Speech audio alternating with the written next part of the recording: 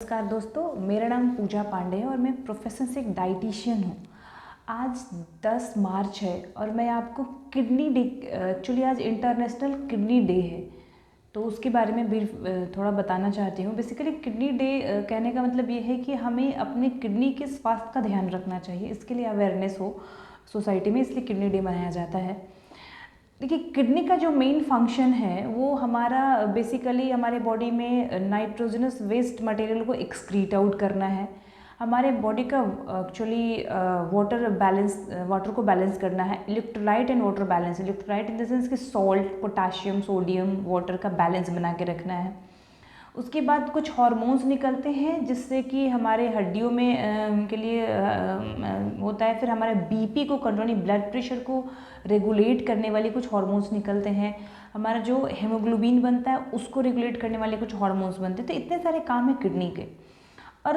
और अभी actually kidney खराब होने का, किडनी का कोई अपना डिजीज़ नहीं रहता है। किडनी जो आजकल देखा जा रहा है क्रोनिक किडनी डिजीज़, जिसमें किडनी फेल्योर हो जाता है, सीकेडी यानी किडनी का जो स्टेज होता है सीकेडी 1, 2, 3, 4, 5, एक्चुअली वो 2-3 कारणों से हो रहा है। पहला, अनडायग्नोज्ड हाइपरटेंशन, जो कि यंग जनरेशन में ज़्यादातर पाया जाता है।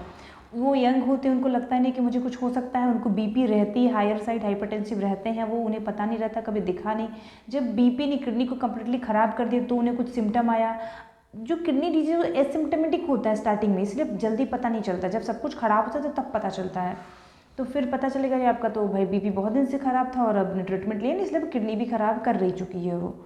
तो ये कारण होता है। दूसरा कारण जो एल्डरली में थोड़ा देखा जाता है वो है डायबिटीज़ और हाइपरटेंशन। उन दोनों को देखते हुए और भी बहुत सारी बीमारियां हैं अलग, जैसे कि किसी को स्टोन रहता है, रिकरेंट अगर स्टोन बनने का रहता है तो उस कारण भी लंबे समय के बाद हो सकता है किडनी खराब। बेसिकली मैं डाइटिशियन हूँ, तो डिजीज़ तो चलो ठीक है, सबको पता है। मैं डाइट के बारे में बताना चाहती हूँ। देखिए, हर किडनी डिजीज़ का अलग अलग एक डाइट होता है। किडनी डिजीज़ का मतलब डाइट किडनी डिजीज़ में कॉमन नहीं हो सकता है। हर पेशेंट का, हर इंसान का डिफरेंट हो सकता है। किसी को वाटर ओवरलोड, जैसे फ्लूइड ओवरलोडेड हो सकता है, हाइपरटेंसिव है वो, फ्लूइड ओवरलोडेड है, उसका डाइटरी मैनेजमेंट डिफरेंट होगा।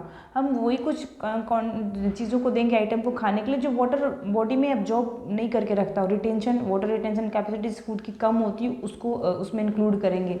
किसी किसी का पोटेशियम सोडियम इलेक्ट्रोलाइट इम्बैलेंस रहता है, उसका अलग डाइटरी मॉडिफिकेशन होगा। किसी का फॉस्फोरस हायर साइड रहता है बहुत टाइम, उसमें हम अलग मॉडिफिकेशन करते हैं।